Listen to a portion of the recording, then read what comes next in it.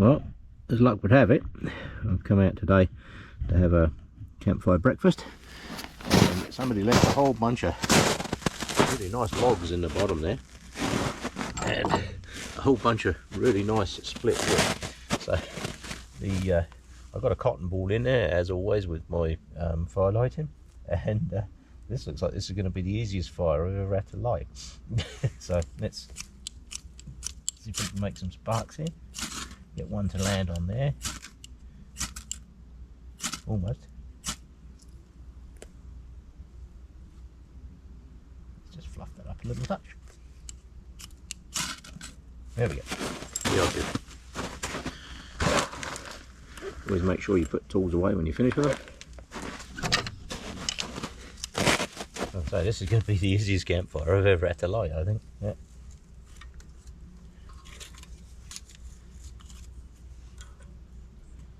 Look at this stuff. It's really thin and bone dry. Absolutely perfect. And there's 3 really nice logs in here and a whole bunch of bits that are partially burnt. So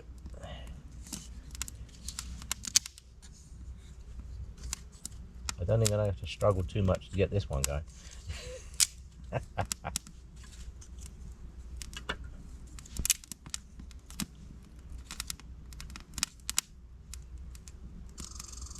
Yeah, let's let that do its magic.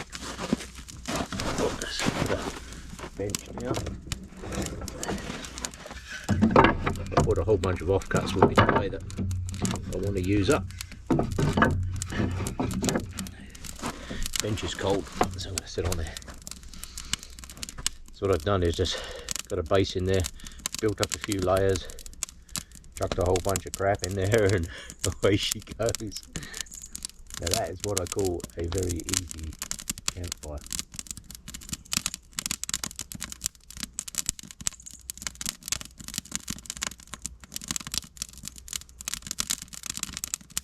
That's about as easy as it could possibly get. A bit crackly, that wood's really dry, like I say, but it's, yeah, I'll take that.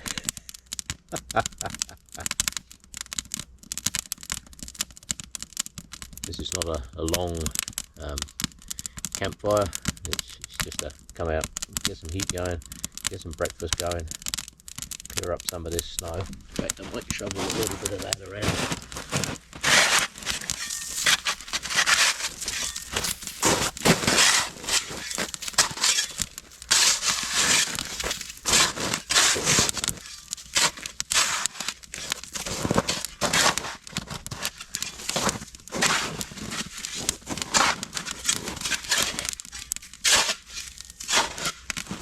Icy snow. I don't know if you can see that, it's very icy snow.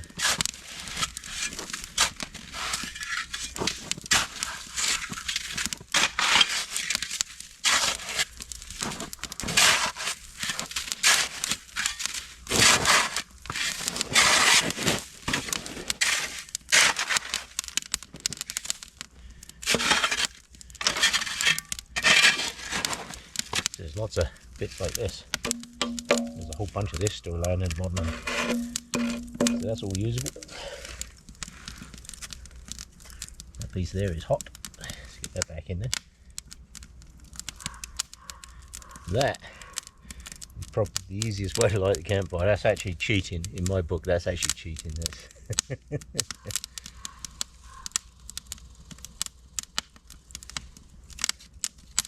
that is actually way too easy.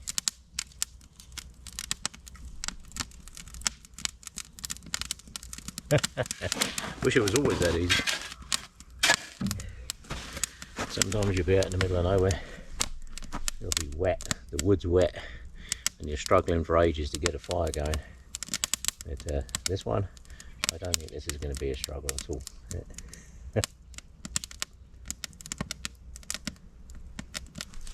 Those little thin bits in there aren't too bad.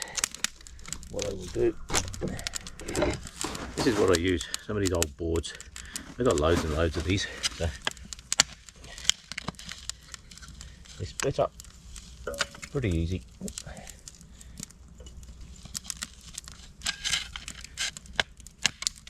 Oh, look at that. But I couldn't do that again.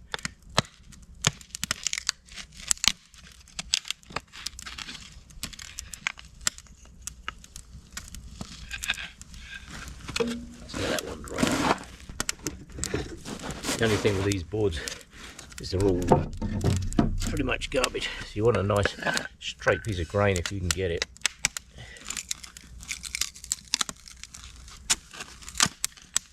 They split down pretty nice then.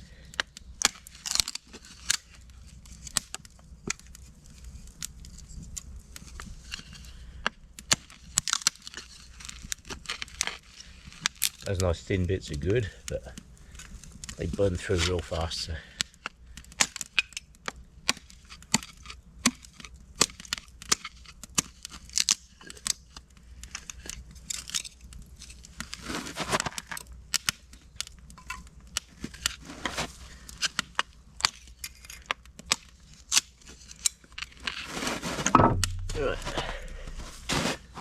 That should pretty much do me, I think. So, getting this going.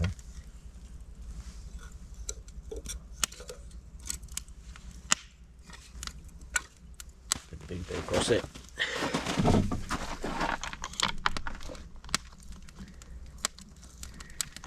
And today's video is not all about bushcraft stuff and all that kind of thing.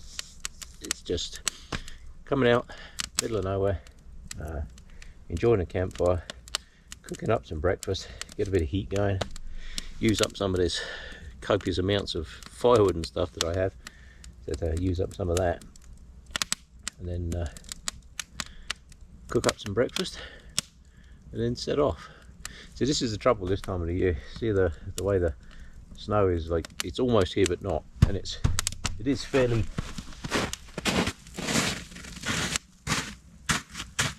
still got some structure to it. In the winter when it's -30, it's really easy to walk around on this stuff because you walk on top of the snow. This time of the year you tend to walk through the snow. I checked out a couple of trails that I like to do on the way in here, and yeah, the snow is pretty good.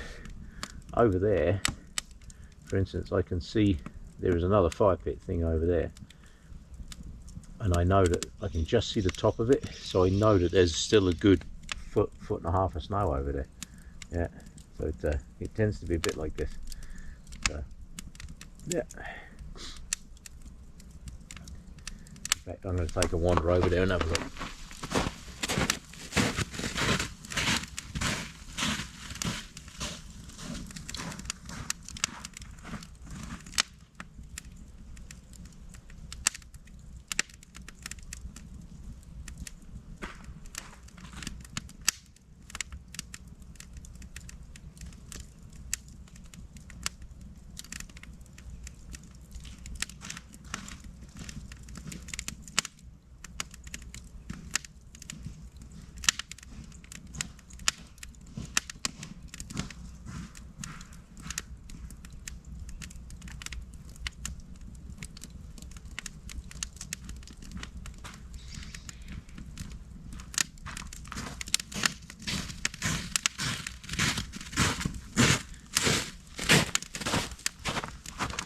One of the other advantages of going and having a look is you find partially burnt logs like this one.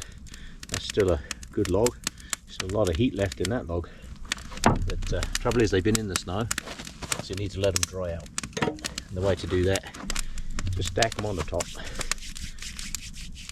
If you just chuck that straight in the fire, it takes a lot of heat to get that going. So what I do when I get them like that is I just pre-warm them on the top,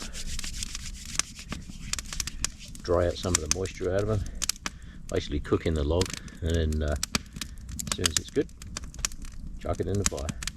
As you can see, that fire's well away now.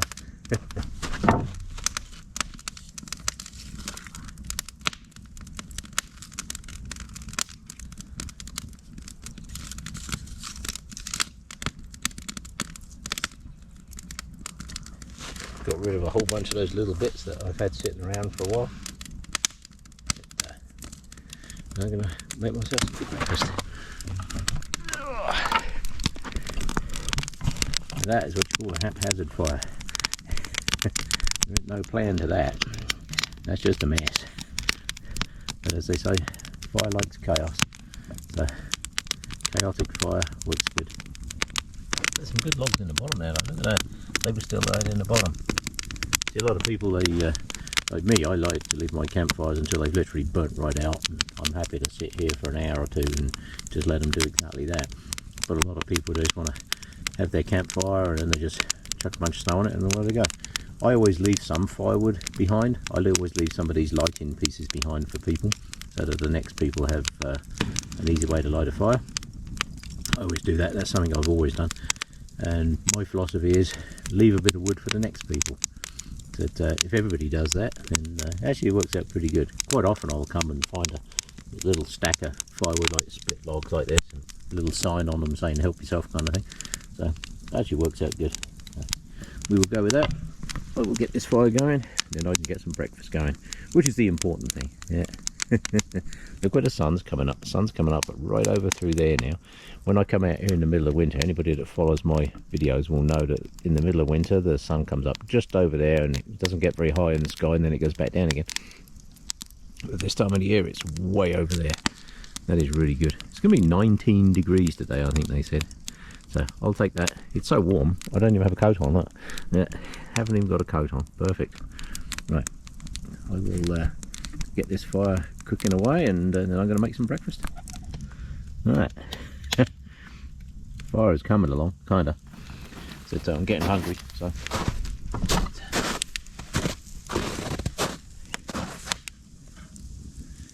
today's menu we have sausage roll.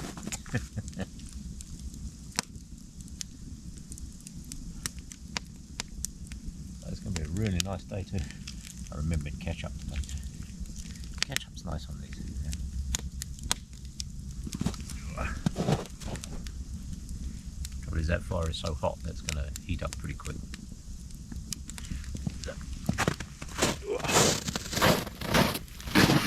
I'm in the snow a little bit there. Let's turn around that way there. There we go. That's better.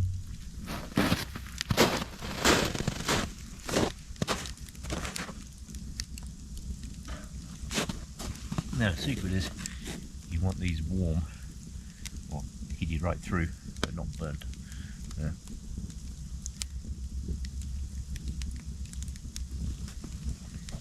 That's a good heat coming off there.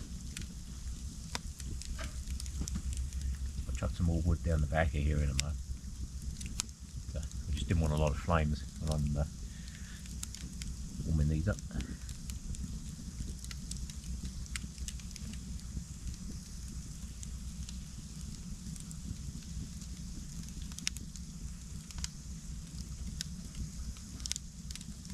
You can see they do pretty quick. Doesn't take long to get them going.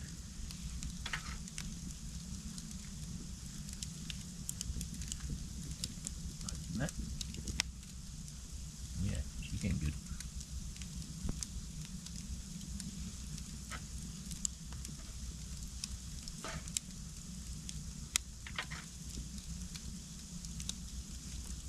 Yep.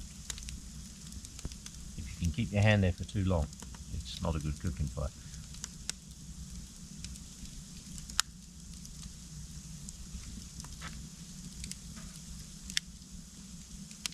Yeah, she's hot. Yep. So we will do the ketchup thing.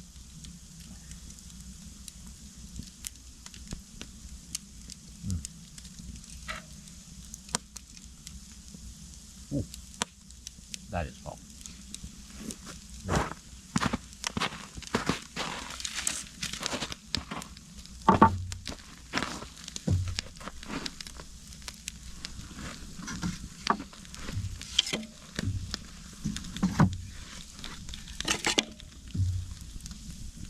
Got a whole bunch of offcuts I want to get rid of today.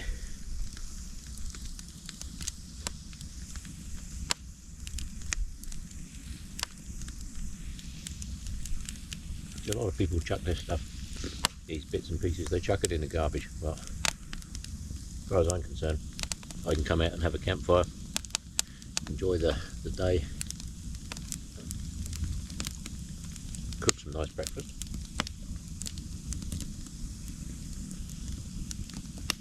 And it's not ended up in a landfill somewhere. That's a good thing.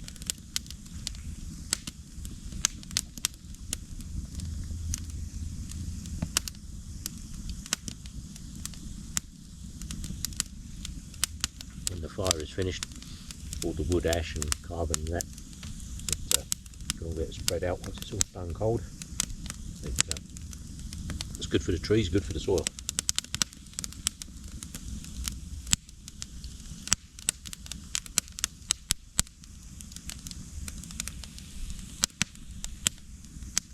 Carbon is remarkably good at absorbing and keeping water.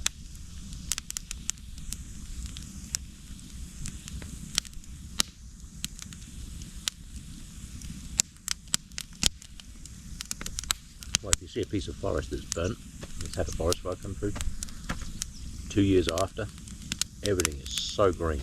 It's literally, that is the natural process, the forest though.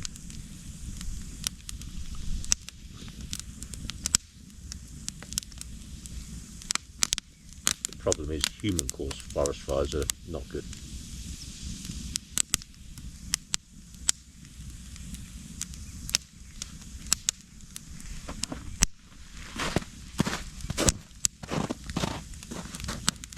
Oh.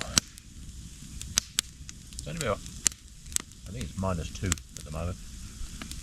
Right, I think they're going to say it's going to be +19 today, which is nothing unusual for around here. So. Oh, that's getting good and hot now.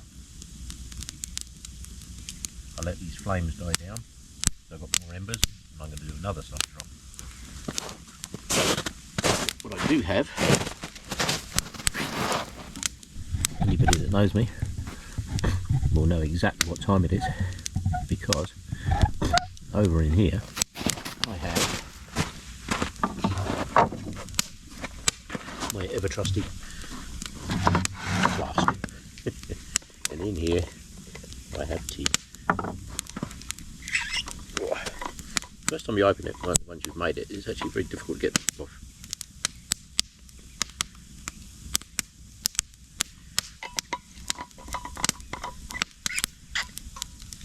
That, I have to say, the best way to have a Sunday morning.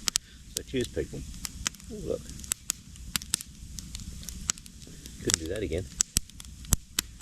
Piece of campfire jumped straight into my tea. Oh. So feet up, cup of tea, campfire. Doesn't get much better. Other than perhaps being around this side. Oh yeah, that's good. That's nice. Ooh, that is hot. Look at that. The steam's coming off that. That is hot. That's good hot tea. That's how you want it. Oh yes. This is about the best way to start a Sunday morning. A lot of people need super excitement in their life and all that kind of stuff. I don't. I just need a cup of tea and a campfire. Oh.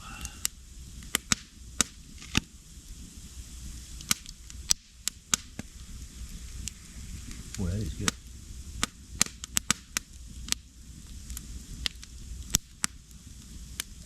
Last time I came here, the snow was pretty much level with the bench. I had to dig an enormous hole just to sit down, and now we've got probably what, 3 or 4 inches of snow here, but still plenty to put a fire out, so that's the important thing. Yeah. Oh, that is a good cup of tea, very nice cup of tea.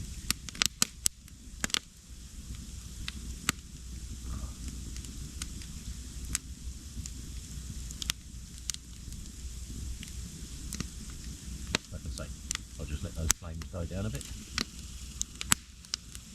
And I'm going to do my other sausage roll.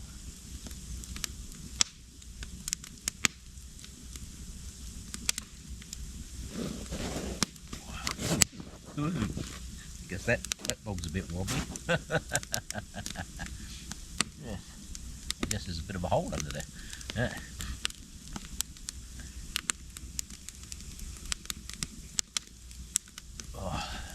That is by far and away the best way to start a Sunday.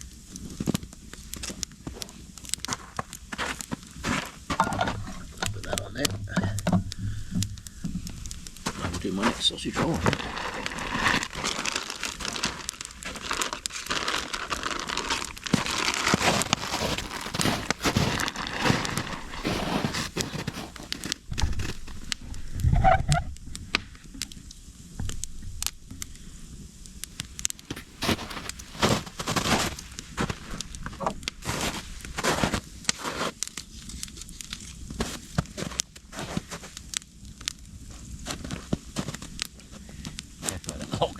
Tipped up last time.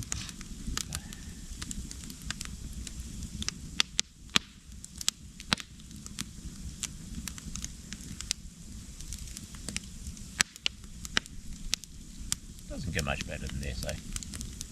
You know, just craziness going on in the world. I don't have time for too much of that.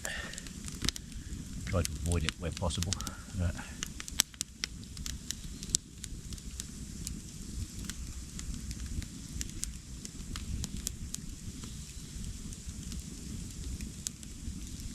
People follow along on my channel, which is good. It's always good when people actually watch my videos and stuff, and hopefully learn a little something from them. If nothing else, the importance of coming out and having a campfire and just sitting there and relaxing. There are some amazing bushcraft channels out there that you will learn a huge amount of stuff from. You're not going to learn a huge amount of stuff from me. I know a lot of stuff, but if you watch back through my videos, I've covered pretty much every topic that there is. And this is the problem with bushcraft stuff, is there's only so many topics you can cover. There was a very good guy in England. He was ex-military, ex-Royal Marines, and was Hidden Valley bushcraft. So he very quickly ran out of things to do. Look at that, just get a bit hot already. Ran out of things to do. And it also becomes incredibly time consuming. These people that run a YouTube channel just for the sake of running a YouTube channel to make money from, that becomes a hugely time sensitive thing to do. And in all honesty, I've got better things to do. It is great when people come along, and hopefully they do learn something. But there's a huge proliferation in these so-called bushcraft channels where you see some girl in bikini out in the middle of the forest somewhere, and the title is -20 overnight, you know, nothing but a toothpick and a teaspoon for survival. It's just complete garbage, absolute garbage. This is a very good hobby to have. You can learn a lot of great things from it, but there's so much out there at the moment. It's absolutely insane. There are some very good channels. There's a guy in England, Welsh guy, Rob Evans, I think his name is. He's a knife maker as well, by the way. But, I think it's Evans. Yeah. Rob something. He's from Wales. And it's fantastic watching his channel. He's got an amazing accent. Welcome to my channel. Yeah. I used to live down that part of the world, so it's that's actually a nice part of the world to live in. But they pronounce things very different. My channel. Yeah. But he's a very good knife maker too. I'm sure it's Rob Evans. Yeah. He has a very good channel, and there's a lot of very good bushcraft channels out there. However, there's a lot of garbage too. Unfortunately, there is way more garbage than there is good stuff. The proliferation, like I say, of girls in bikinis doing bushcraft stuff is just clickbait. It's just absolute garbage. You ain't going to learn nothing from that. There used to be a very good woman years ago, Anita 4x4 or something her name was, and she would go out with her dog in the middle of nowhere, and she'd set up nice little campsites and stuff, and she had a lot of good skills, but she only did it for about 3 or 4 years, and then she packed it in. But there are some good people out there. I noticed most of the Russian channels now have gone, because I guess Putin doesn't want everyday Russian people know what's actually going on in the world. Yeah, most of the Russian channels unfortunately are now gone. I haven't seen Survival Russia in ages. I'm assuming the government took it all down, because God forbid the normal people in Russia knew what was actually going on. Yeah, no idea why they decided to invade Ukraine, and now it's coming back to bite them. Here we are 2 years later, and Putin thought it'd all be done in a week, and here we are 2 years later and he's still fighting them. This war will go on forever. It will never end. until Putin's ego ends, and then, hey presto, the world can move on. We don't need people like Putin, I'm afraid. The age of dictators is long over. And, unfortunately, Putin hasn't got that message yet, but he will. Yeah. But either way, that is a very good piece of breakfast.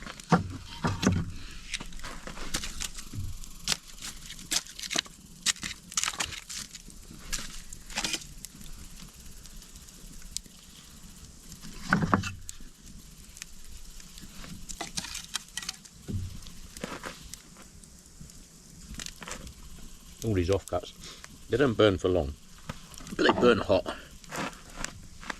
Stick that up there. Should get that now. And get hold of that. Get that up there. That little cooking thing is brilliant. It's a baking sheet, basically a big one that I just cut in half. Works very, very well.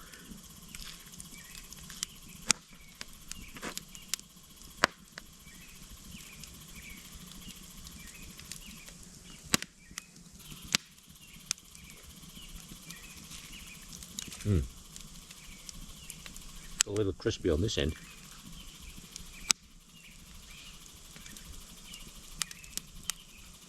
But it does make for good breakfast.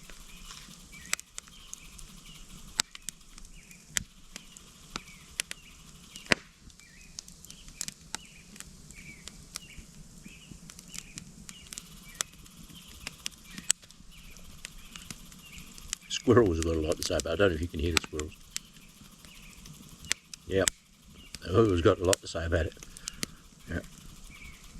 There was 2 or 3 of them chasing each other around over there earlier.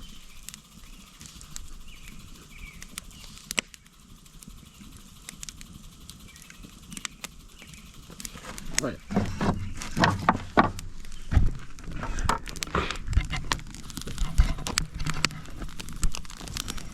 Now I can get some heat going in here. Use up some of this firewood. The sun is coming up round. Once the sun gets to, the sun is currently over there. Once the sun gets to about there through the trees, it should be warming up really, really nice. And I can head on down some of the trails. And by then, I would have burnt up some of this firewood. Right, I'll do some more later.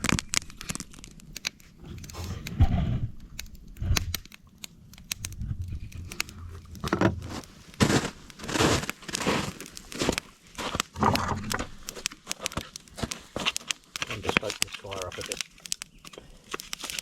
Bit neglected. Get all these little bits back in here.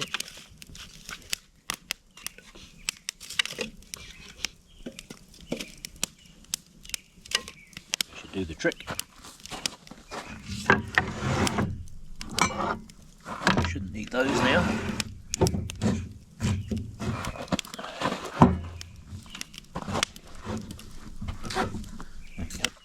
And yes, time for another brew.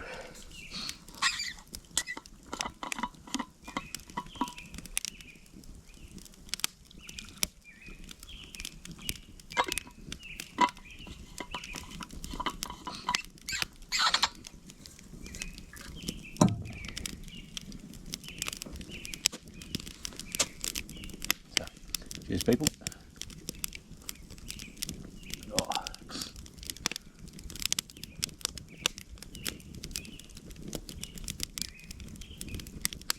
What a great way to spend the day. Doesn't get much better than that. Oh. Thought I saw another log under there for a minute. It's a bit of charcoal.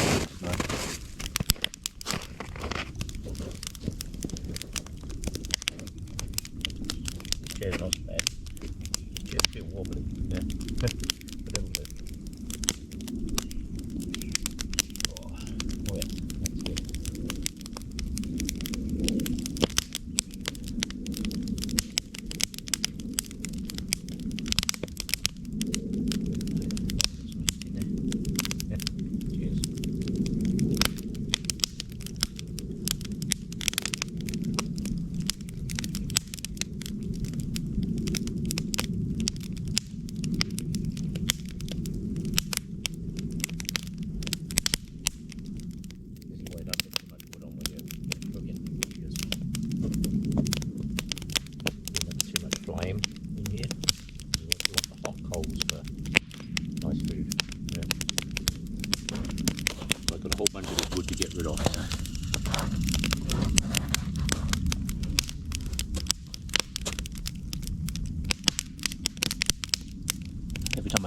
campfire, I'd lock myself a certain amount of firewood.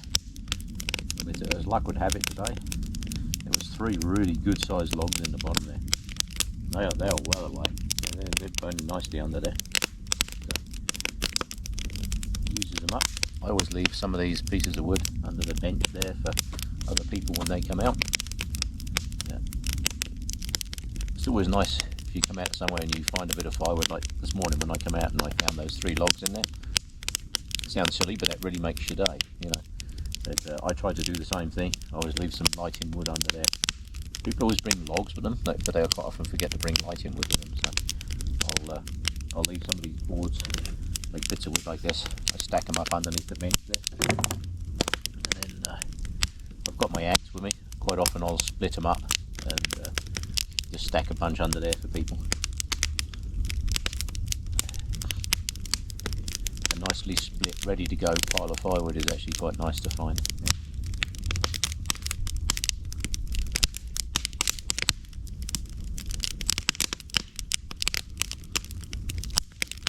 The only problem with this stuff, as you can hear, is a little crackling. Yeah.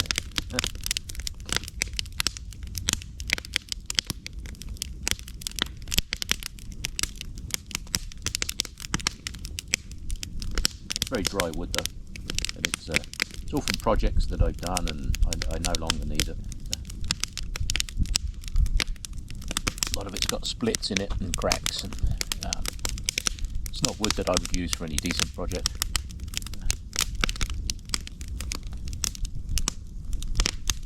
Oh yeah, that is good. It's actually a food jar. I quite often put soups and things in these. Like if I'm heading out in the summer, what I'm going to do, because I always have to have my tea with me, so I actually have 2 of these. So what I'll do is I'll put soup in one and then put tea in the other, and it's pretty good. You can put pasta in there and all kinds of stuff. Yeah. It is actually a proper food jar, but I usually just use it as a tea flask. I got so fed up over the years of having proper flasks, and then you get to where you're going and you shake it and you hear that sound because the glass bit inside is broke. So I stopped buying those. I don't buy those vacuum flasks anymore. Complete waste of time. These things, I think it used to have a little sticker on there, and I think it said keep hot for 9 hours and cold for 14 or something like that.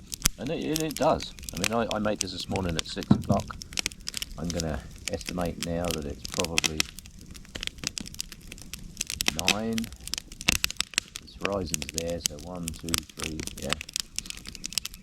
It's probably 9 o'clock in the morning now. So, yeah. Yeah, that's a good 9 o'clock. I don't wear a watch. I used to years ago, and then all day long you find yourself doing this, you know, all day. And then you've got people with their cell phones. They're on their cell phones all day. They'll be sitting next to somebody having a conversation on their cell phone. You know, like, leave yourself. You're coming out here. Leave your cell phone at home. Some people use navigation apps on there, which is fine, and then that's a really good use for them. A lot of those are very good. The Garmin products, to be perfectly honest, they are very expensive for what they are, and the subscription fee is what really kills them. I would quite happily, you know, there's some really good ones out there. There's 700 something or else, the Garmin 700 something. You can download insane amounts of maps and data and all kinds of stuff. And I would quite happily spend the $700 on one or whatever they are. I think they're about $700. However, then you're into this continuous subscription. Pay for this, pay for this, pay for this, pay for this, pay for this. No, I want a product that I can buy once and I can download maps. So if I buy a TomTom car navigation system, I can get lifetime maps for that, and that thing costs me $300 and it comes with everything, right? So I would get lifetime maps for it. Why can't you do the same with hiking stuff? You can, it's just a case of people see it as extra money. So that's exactly the reason I don't have one. There are places that I go and I find things in places that I go, old historical things, like you out in the mountains here, there's a load of old exploratory roads and mining roads, and when back in the day when nobody really give a crap about anything, they would just send off a bulldozer, build a road out in the middle of nowhere, and do some oil and gas exploration. You can't do that stuff now. You get shot for doing that. But there's a lot of really interesting places that I find out in the mountains. You know, I find bits of old cabins and stuff built out in the middle of nowhere, and you can see that there's been some kind of community there or whatever. There's like a settlement, and I found a few places like that. However, when you try to look it up, there's nothing. So it's in situations like that, it'd be really handy to be able to, you know, just drop a GPS pin and say, okay, I'll look this up. But I don't mind buying the product. I'm just not going to spend thousands of dollars over the years for subscription fees, for airtime and all this other good garbage. No, sorry, that's how they lose market. And the Garmin people really do need to pay attention, because people's cell phones now can do a huge amount of things that used to be able to only get on the Garmins and stuff like that. But now people's cell phones can do it, and as cell phone coverage increases, hey presto, you know, the market for those dedicated navigational things is very rapidly diminishing. Yeah, they need to make it more user friendly by doing away with this ridiculous subscription crap, and you don't need it. Don't need that at all. That's my little rant over on those things. Personally, I'm still a compass and map person. If I'm going to a particular area, I will print off a map. I have a map with me. I've got my compass. I don't need nothing else. But sometimes it's just interesting to be able to drop a track down. You know, I wander off through the forest sometimes, and I look it up on Google Maps and that when I get home or whatever, and I think, where the hell did I actually go? And then, you know, it'd be good to be able to follow a track of where I actually went. Some of the places I go, I find things, and then I go back there again, and I can't find the right valley or the right turn off or whatever, because you get out in the mountains here, you turn left and right down two different valleys, and you're in a different place altogether. Yeah. So, people have often asked me, do I ever get lost? And I said, no, I've never ever been lost in the mountains, not once. I don't always know where I am, but I've never been lost. So I always find my way. Day or night, doesn't matter. If it suddenly starts getting dark, I just build a camp, settle down there for the night. Tomorrow morning, set off again. It's never travel at night, because you don't know, you could step down a big hole. You know, there's all kinds of things that hunt at night and what have you. So you don't really want to be traveling at night. That's just dangerous. Yeah. So there's some good places to explore around here. There really are. Yeah. I'm exploring my nice hot campfire now. Ooh, that is good. Yeah, that's pretty good there, eh? That's good. That is a toasty warm fire.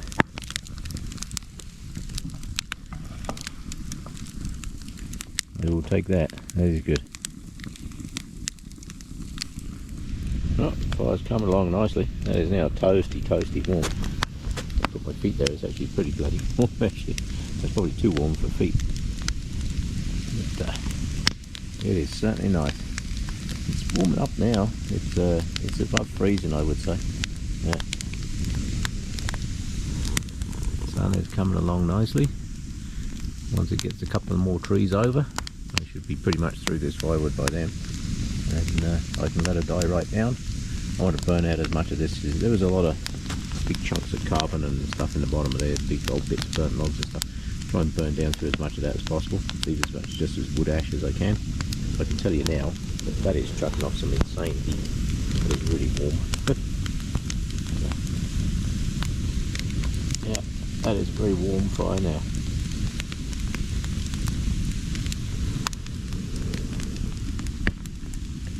Snow is finally melting. Mind you, having said that, towards the end of next week, I think Wednesday, Thursday, we're in for another heavy snowfall. So around here you never know. So you look at this and you think, oh great, the snow's going, and then a few weeks later, or in this case like next week, poof, it'll all be back again. Yeah, it could be another foot of snow in here by this time next week. Yeah. Ooh, that fire is definitely chucking off some heat. Yeah, good way to spend the day. Anybody that doesn't do this stuff, they really should, because it's actually very relaxing. Nice cup of tea, sit and enjoy the crackle of the fire, listen to the forest. The squirrels have finally shut up. And yeah, squirrels all went off down that way somewhere, so that's good. Yeah. Not sure where they went, but they went that way. Yeah. So I will sit and enjoy this raging inferno, as you can see, and do some more in a bit. Well, as you can see, the sun has come round. It's right in the gap where it's time for me to go, and as predicted, look at that, just running out of wood, just the last embers of the fire. Still very hot, you still can't walk away and leave it. But I will stir it all up, let it burn down some more. I want to get rid of as much of this down to ash as possible, and then I can soak it all down with snow, stir it up and head out. Right. Thanks for coming along, and I will catch you on the next one.